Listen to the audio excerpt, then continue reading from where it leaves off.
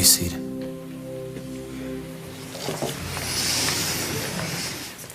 Is anger a sin?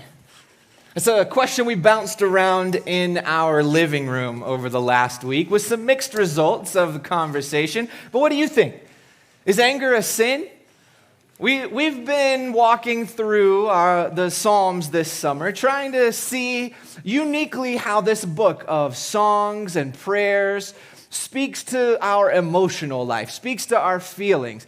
In an effort to grow as disciples of Jesus, living our whole life in the presence of God. There's this Latin phrase we've said over and over, coram Deo, before the face of God.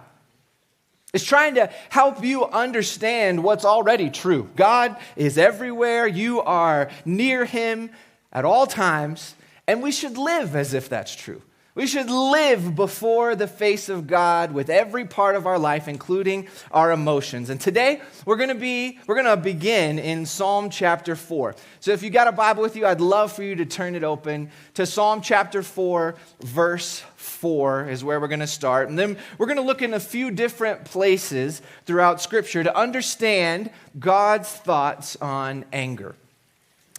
Now, I love a good documentary. I am one of those people that entertainment is kind of learning, okay? I know some of you guys, entertainment is to escape reality and to kind of get away from what is real, but my entertainment is to learn what's real, and a short word for that is nerd, and I understand it. But to fight against the nerd label here, I want you to know that there's not a doubt in my mind the greatest documentary of all time is called The Last Dance. All right, this one came out during COVID. It kind of filled a little hole in our life where there weren't any live sports, because The Last Dance is following Michael Jordan and his Chicago Bulls through the last year of their 6 NBA championships. It follows the practices, you see the behind the scenes. It has interviews with family members and tracks the team into the hotel and into the locker room.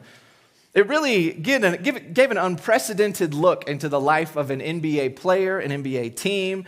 And it was amazing because it was Michael Jordan's last year until he unretired again. But that's a different story. The question I want to put in front of you is, if you had a Last Dance style camera following you around for the next year, then what kind of emotions are we going to see? We're going to see joy on some days. We're going to see sadness on some days, grief, sorrow, lament. We're going to see happiness. But a sleeper candidate, I think, for the most influential emotion, if we were following you around for the next year, I think it would be anger. Especially for our parents in the room, right? If you lived your child's life for the next year, you've seen the movie Inside Out. If you just got in their head and you were looking through their eyes, how would your anger shape their days? Or maybe more importantly, how does our anger shape their perception of themselves? I hope today to open your eyes to the power of your anger. I want to give you perspective on how to see anger rightly, to see it the way God sees it. And I want you to know this isn't a sermon on how to quit being angry. This isn't going to add a lot of practical strategies into your life on how to manage anger. No, my goal is deeper than that. My goal is I want to change your motivations so that even your anger, maybe especially your anger, will be lived for the glory of God and before the face of God. Listen to Psalm 4:4 and read along with me. It says, "Be angry and do not sin. Reflect in your heart while on your bed and be silent." Now, Psalm chapter 4, the best we can tell, was written when David's son was overthrowing his kingdom, Absalom.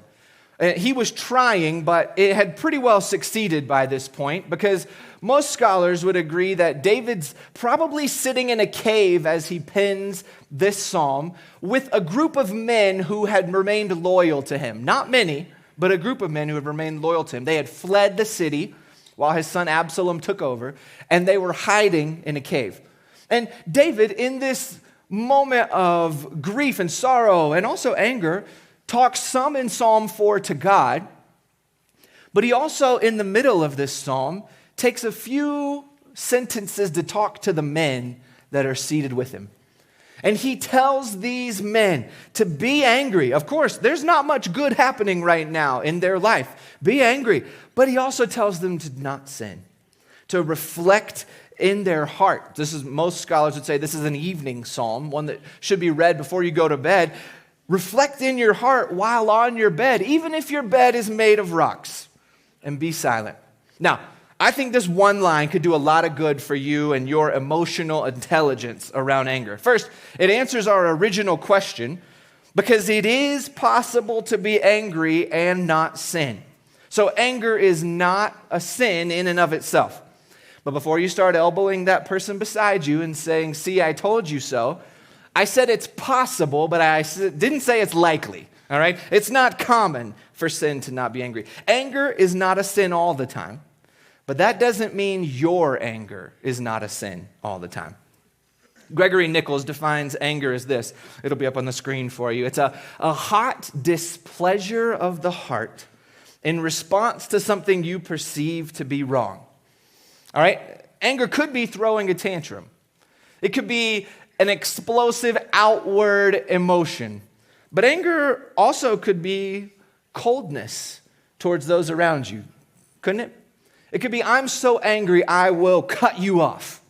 So it could be explosive outward, or it could be, "I hold on to it inside," and most likely you two are married to each other. It could be complaining that "I'm so angry, everything in my life is wrong," and you become a complainer outward. Or it could be bitterness, that you just hold on to it inside and you replay in your heart over and over those old hurts. I think this could be worth your price of admission this morning. Anger is an emotion we experience in pursuit of what should be. Did you get that? Anger means I don't like that, and it's not right. Think about it with me, because I think this really could be a game changer for you. Anger is your response when you're faced with a perceived injustice.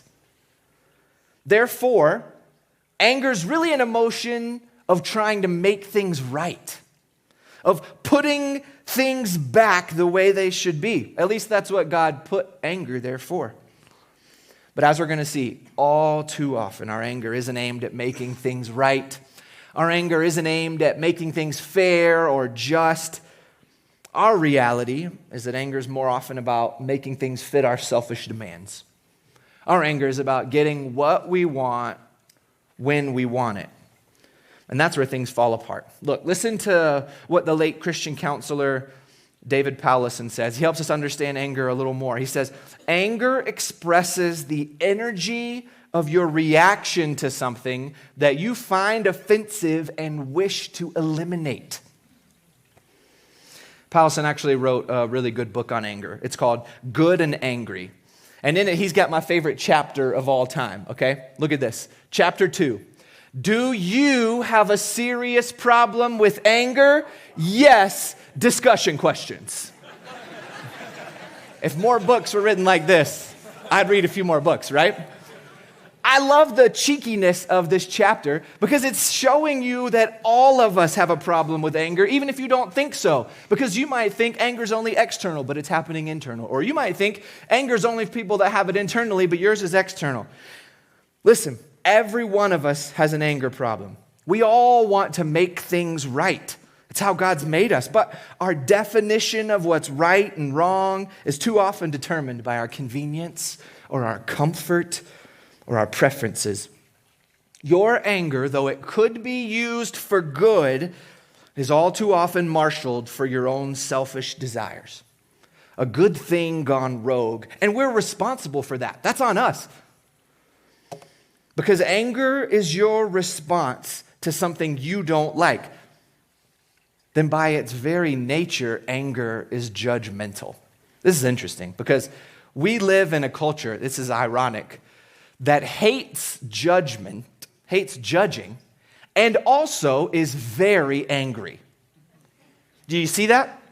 Do you feel that? Your culture hates judging, and your culture is very angry, and we're missing this idea that anger requires judgment. Without exception, every time you are angry, you are judging. And look, that's not always a bad thing, right? There are things we should be angry about. But oh man, how quickly it becomes a bad thing in our lives. There's a fun story on our staff team at this point. I think it's fun. I hope it's fun. We had an expert come in and talk to us about emotional health and how our personalities interplay with one another. And I asked a question, and it's a question that, I knew the answer to, but I was just checking to see if he knew the answer to. And I said to this guy, why do feelings matter? Whole staff team sitting there listening. There was some snickering after that question. But he had a really good answer, and it helped me even though I already knew the answer. He said it's because this is how humans connect, is through our emotions, through our feelings. Listen, anger isn't just making your relationships harder, it's sabotaging them. You want to talk about connecting? Anger is crippling your connectedness with people around you. And if I had to guess, probably the people who you say you love the most. So we need to understand it. And the Bible gives us insight on anger. It gives us insight to two different types of anger, two versions of this emotion. There's human anger and there's godly anger. Or another two words you could use there. There is sinful anger and righteous anger. So if I've lost you, I want to invite you to jump back in with me because today I need you to be able to know if your anger is sinful or if it's righteous. We're going to start with the standard. We'll explain and walk through that first with godly anger. There's three characteristics of godly or righteous anger, all right? It's a kind of anger that you and I could have. It's the type of anger that David talks about in Psalm 4:4 when he says, be angry and do not sin. Whenever God is angry, it's like this. Kevin DeYoung helped me out with this understanding. Righteous anger is in proportion to the offense. Righteous anger is under control, and it has an accurate appraisal of true evil. Okay, we're going to briefly walk through all three of these so you can really understand what righteous anger is. In proportion to the offense. Amy and I have been not watching The Last Dance because we are different in what we both consider entertainment to be, but we are watching a show right now called The West Wing. Any of you guys West Wing fans? Because it's a little while ago. This was like late 90s, early 2000s, and it's a show about the White House and the presidency and politics in D.C. It's an interesting show, and one of the things that I've been most interested by is what has not changed and what has changed in the last 25 years, okay? Because you're getting kind of cultural flashpoint things, and the types of issues and crises that arise 25 years ago are almost exactly on the nose to what we see in the news today. So don't think that it hasn't happened before because history repeats itself. But one thing that has changed. There was an election in this show, and one of the presidential candidates almost got kicked off the ticket because of this. Get this. This is a show 25 years ago on mainstream television, and this guy almost got kicked off the ticket because he didn't go to church. All right, you want to talk about something that's maybe a little different about how we measure our presidential candidates these days. And as they were asking this guy why he didn't go to church, he said that he just couldn't get behind an angry God. That was how he justified it in this television show, was that God just seemed so angry all the time. And I think that's a fundamental misunderstanding of God. I hope you're going to see that today. But Jesus actually helps us see that in Matthew 18. He told a parable. And the point of this parable was to help us understand our relationship with each other, okay, as we're going to see. But I think it gives us a really compelling glimpse into God and his relationship with us as well. Matthew 18, listen to this in verse 21. Then Peter approached Jesus and asked, Lord, how many times must I forgive my brother or sister who sins against me? Now, Peter thought he was being real spiritual with his contribution to the answer. He says, as many as 7 times? Which is, he's like, man, by the 5th, 6th time, Jesus, I don't know, but should I forgive up to 7? And Jesus answers him in a way that reminds me of when someone is asked by their grandma, is the pie good? And they say no, and everybody kind of, they say, it's great. And you're like, okay, good. That's the correct answer to grandma, that her pie is great. Jesus says, I tell you, not as many as 7 times. Peter's like, but Jesus says, but 70 times 7. He blows it out of the water. And then he tells this parable. For this reason, the kingdom of heaven can be compared to a king who wanted to settle accounts with his servants. When he began to settle accounts, one who owed 10,000 talents was brought before him. Now, this king is saying, you owe a debt and I'm calling it in. You have to repay it now. The 10,000 talent number might not mean a lot to you, but listen to this. 1 talent was 20 years worth of wages, okay? So take what you make in a year, multiply it by 20, and then 10,000 of those, okay? You had to go to math class to finish that equation out, but I need you to know that's an unpayable debt. 20 lifetimes, and you wouldn't be able to pay back this debt. And so the guy, he just begs for his life. Sir, please, give me more time. Let me pay you a little bit by little bit. Please don't throw me in jail. Don't throw my family in jail. And Jesus says in this parable that the king has a compassion on this man in that moment. And he doesn't tell him, you have to go to jail. He doesn't tell him, you can keep paying little bit by little bit. In an inexplicable decision, this king says, sir, you are completely forgiven of all that you owe me. And this guy, being blown away, probably runs out as fast as he can before the king changes his mind. 20 lifetimes worth of debt, and he has to pay back nothing? His slate has been wiped clean? Just a few verses later in this parable, this is what happens. That servant went out, and he found one of his fellow servants who owed him 100 denarii. He grabbed him, started choking him, and said, pay what you owe. Now, some of you guys have heard this parable before, right? And you might have thought, well, this guy is an idiot. Somebody owes him a little bit of money, and now he's upset. The thing about 100 denarii is it's not a little bit of money. This is about a quarter of a year's salary. So we're talking in our day, thousands of dollars that this guy owes to this man. The reason Jesus told this parable was not so that you would think, wow, that guy is an idiot for going and wanting $5 back in that moment. No, it's a decent amount of money, and he probably should have been angry that it hadn't been paid to him. But what you should think is, wow, that guy really must not understand how much he had been forgiven. Does that make sense? It's not that he shouldn't have been angry that somebody owed him something. He had been done wrong. Thousands of dollars hadn't been repaid to him. But if he's mad about that, that shows he didn't really understand how much the king had forgiven him. His relationship with the king should have changed his relationship with everyone else. When we understand the sheer size and scope of the debt we owe to God, then we understand God's punishment is in proportion to the offense. Can I ask you how you live on a daily basis? Do you walk around feeling like God forgave you $5? That your sin was just like a cup of coffee, and he was like, I got it. Don't worry about it, Josh. I'll forgive your sin. I'll pay for that for you.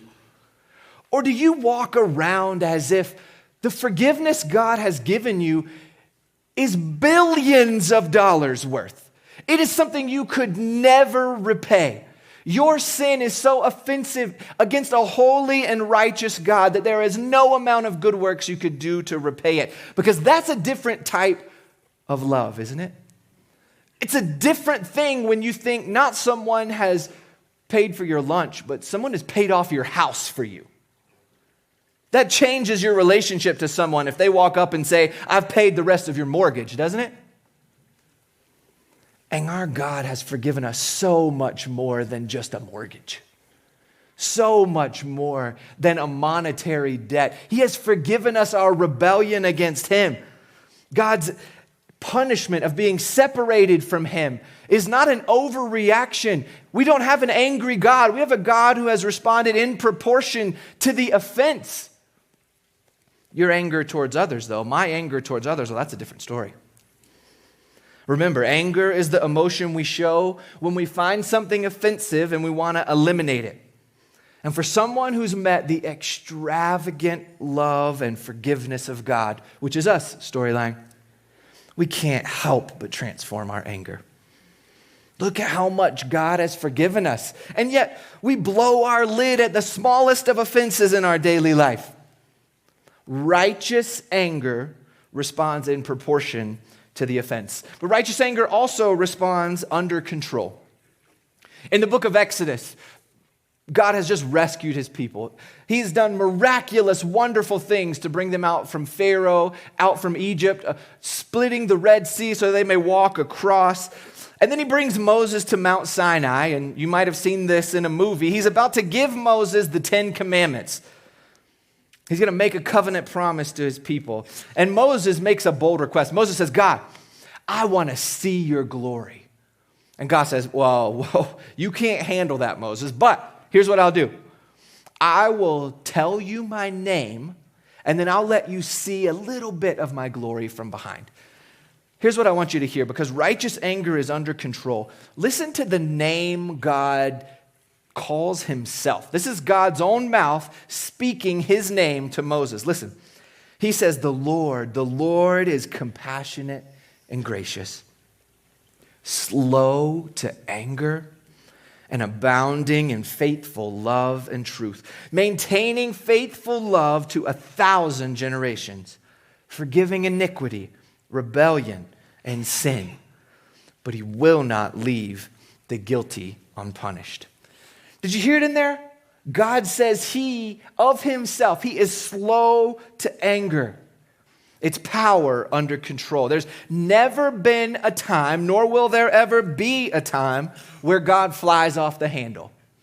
I think maybe you need to hear that this morning. There is never going to be a time where God explodes in an out-of-control manner. He is patient. And while he's slow to anger, he is exploding with something. Did you get that? Here in Exodus chapter 34, it says, he says about himself that he is abounding in faithful love and truth. God bursts forth with love and truth. He's quick to forgive, he's slow to anger, but he will not leave the guilty unpunished. Righteous anger is under control. Righteous anger is also an accurate appraisal of evil. Listen, God doesn't make mistakes. And that includes his assessment of what's wrong in the world. He never sees inaccurately what's happening in the world. He doesn't take something too personal.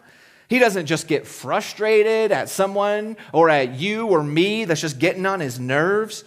His judgments are always right because he's working with all the facts. He knows all things. He is omniscient. And when we say anger is the response to perceived injustice, listen, God always accurately perceives justice and injustice. He has an accurate appraisal of true evil, and that means his anger is always legitimate and deserved. When God does get angry, though he is slow to it, when he does get there, it's because he sees true evil. And so, righteous anger is in proportion to the offense. It's under control, and it's an accurate appraisal of true evil. Now, let's talk about sinful anger. Let's talk about the anger that you and I are more prone towards. First, sinful anger, you might have guessed it, is out of proportion to the offense. This is, I think, where I feel the most sting in my own life, in my own fight and war with anger, is that I can very easily be out of proportion to the offense. When one of my kids is tapping their finger on the table just a little too long. When they spill some milk all over the counter, or the cereal just goes scattered all over the kitchen, or they're chewing with their mouth open. Or they forget to say yes, sir, or yes, ma'am, even though I am decades into trying to build that into their habits. Sometimes it's just when the car's too loud. I miss a turn like I do regularly, and then it's just loud. And look, not one of those categories are obey, disobey for me as a parent. They're typical childish behaviors. And yet in my spirit, guys, I want to turn it into a capital offense, and they should be punished with the wrath of my anger. And it's sinful. It's wrong. And I have to apologize. I have to go and swallow my pride to restore that relationship because I have responded out of proportion to the offense. If your anger is out of proportion to the offense, then it's not righteous anger. Off the bat, full stop, no more questions. It's selfish. It's sinful. You're trying to control the world around you, and you're going to go to sinful lengths to make that happen.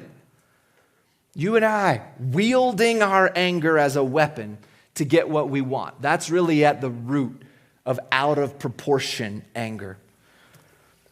Sinful anger is not only out of proportion, it's also out of control. Listen to what James says in chapter 1, verse 19. James 1:19, he says, "My dear brothers and sisters, understand this. Everyone should be quick to listen, slow to speak, and slow to anger. For human anger does not accomplish God's righteousness." That one hurts. Human anger, sinful anger, does not accomplish God's righteousness. One way, if we use James' logic to know if we're out of control, is if we're quick to speak instead of quick to listen. Do you just look back at your last 24 hours, even, and evaluate in yourself, am I quick to speak or am I quick to listen? Another way that we could use James' logic here is if we are slow to listen. I have a bad habit, and Amy will point it out to you, that I can cut in on someone's sentence. I am quick to speak sometimes, and I have to fight that because I want to be someone, as James talks about, who's quick to listen. I want to be slow to speak, but I also want to be slow to anger. Look back at Psalm 4:4 or listen along with me. "Be angry and do not sin. Reflect in your heart while on your bed and be silent." There's a slowness to righteous anger. And when we're out of control in our anger, it comes fast, doesn't it? We don't take time to sit and reflect. Those outbursts, just the volcanic eruption, that can be some of the most harmful things in your relationship with other people. And incredibly, we try to blame someone else when that happens, don't we? You need to hear me. Anger is not someone else's fault. Our English language even reflects some of this blame shifting. It's pretty interesting. I know you didn't choose these phrases, but you do use them. Listen, they pushed me too far. Do you know whose fault it is when we say they pushed me too far? That's someone else's fault. Look, I had to at that point. They pushed me too far. You know another phrase we use? I just lost it. You know? It kind of ran away from me. I couldn't find that righteous anger. I just lost it.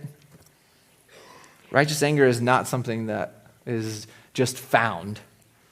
Or what about this one? Something came over me. That one is embarrassing. I mean, I don't even know the cause. It's just something came over me. I want to blame anything else but myself. Something came over me. Or I flew off the handle. That one's an interesting one, right? As if we had just bolted you down a little better, then we wouldn't have had that explosive incident. Look, listen. The only thing that can come out of you is what's in you. The only thing that can come out of you is what's in you. Other people don't make you angry. You make you angry. And you make yourself angry fast. That traffic incident, boom. You know, that tongue lashing to your kid, bang. That cutting, biting comment to your spouse, bam. Out of control anger is sinful anger. And it comes from our hearts, not from anywhere else. Human anger is not only out of proportion and out of control, but it has a self-centered appraisal of evil. What do I mean by this one? A self-centered appraisal of evil. If anger is a tool to make things right, then that means we all have a standard to measure what's right. How do we know when something is not right? Well, we have a standard there, and our appraisal of sin is all out of whack. The scales are off kilter. And the things we get angry about or that we try to make right are far too often just things that annoy us. They're just things that make our lives a little harder, not things that are actually evil. Eric Geiger, he put together an interesting comparison of God's righteous anger and unrighteous or sinful anger. Look at this, God's righteous anger. The cause is something against what angers God. This is true evil. The speed is slow. The goal is restoration or to make right. The expression is to confront or admonish or warn, and the end there is to be satisfied in Jesus. Sinful anger. What's the cause of sinful anger? Well, something that just frustrates us. Something that we don't like. Not that's true evil. What's the speed? It's fast. It's quick. What's the goal? It is to tear down whatever it is that I don't like. It's destruction. It's destructive. And the expression to condemn, to accuse, to threaten, to harm. And the end of sinful anger is not that something wrong is made right, but it's we consume ourselves. The hatred, the bitterness, the anger consumes us from the inside out. Which column do you find yourself in here? Living in sinful anger or in righteous anger? I think it's a compelling question. Not because I'm trying to get you to take a Cosmo emotional health quiz, but because this is how people experience you. It's how people experience me. Your anger is hurting people around you. My anger is hurting people around me. No wonder Proverbs 22 says, don't make friends with an angry person and don't be a companion of a hot-tempered one. Look, maybe you're in here and all you can think about is the explosive, sinful anger that comes at you, not that comes from you. And as an aside, I just want to say I'm so sorry if you live in fear of someone's anger. It shouldn't be that way. It shouldn't be that way. And I want you to know that we want to help. Please do not hesitate to reach out to the church and ask us to help. Don't hesitate to call the authorities, which is where we will go if danger is present. You see, sinful anger is always destructive. It's destructive to you, inside of you. It's destructive to those around you, and it's destructive to your relationship with God. And no matter how much of that destruction you see around you today, God is looking at you not with unrelenting judgment, but with unbelievable mercy. He's looking at you with mercy today, with love, with compassion. I don't want to give you a Daniel Tiger style ways to cope with your anger, okay? We're not here to learn how to count to 10 or to stomp until you get all the angry out. I want you to understand how your life can be a Psalm 4:4 life, to be angry and do not sin. And listen, that is not gained by new strategies. You need a new heart. A heart that's transformed and shaped and molded by the gospel of Jesus Christ. Josh, how could that be? How could it be that me as an angry person, that I could be loved by God, that he could forgive me for what I've done? I don't deserve it. Or maybe even a little more scary, what if I'm already a child of God and I'm still an angry person? Look, the same answer applies to all of us. I hope that you're hearing that in this series on emotions as we walk through the Psalms, is that whether we need to begin a relationship with God or whether we need to grow deeper in our relationship with God, the answer is to look to Jesus. The answer is to see his love for you on the cross, to experience this incredible forgiveness from such a great debt, and then to live out of that love, to experience his love in all aspects of your life as you surrender to him all aspects of your life, including anger. Listen, the wages of our sin is death, Romans 6:23 tells us. Death is to be separated from God forever, ultimately in a place called hell. That is what I have earned apart from God. It is what you have earned apart from God. And there's nothing so stunning as someone deserving of death receiving life. And not just life, but a life full of blessing, a life full of love and of joy and of peace, patience and kindness and goodness, faithfulness and gentleness and self-control. Don't those things all just seem the exact opposite of sinful anger?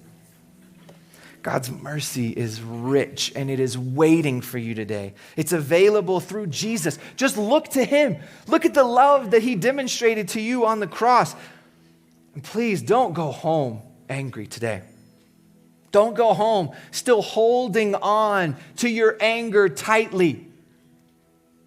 One of the ways that the New Testament talks about salvation is that we have to die to our sin. We saw it in baptism today. And there's something about holding on to your anger that is holding on to your life. That you think, if I let go of this anger, I will die. I want you to know it's true. If you let go of that anger and you give it to God, you will die. And by God's grace, he will raise you to life again. And you will walk a new life. You will be a new man, a new woman.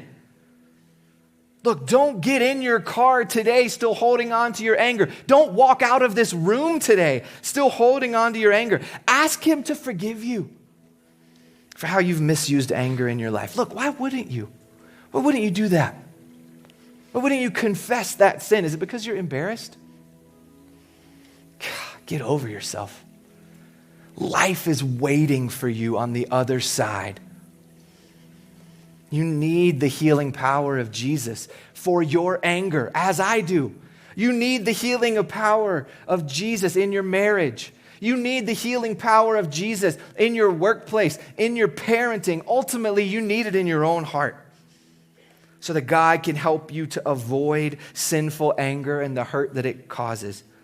So that he can grow in you a heart that is empowered to be angry and not sin. To react in proportion to the offense. To stay under control by the power of the Holy Spirit living inside you. And to accurately appraise evil around you. Listen, we're about to stand and worship together.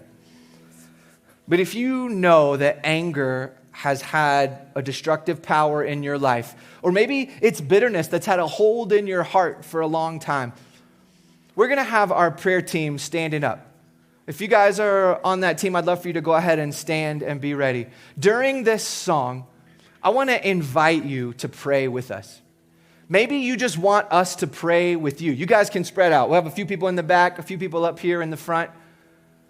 Maybe you need to be the one that prays and we'll just listen along. But don't miss this opportunity to see God bring power into your life where you need it, to bring healing where there is hurt. Would you guys stand and worship with us?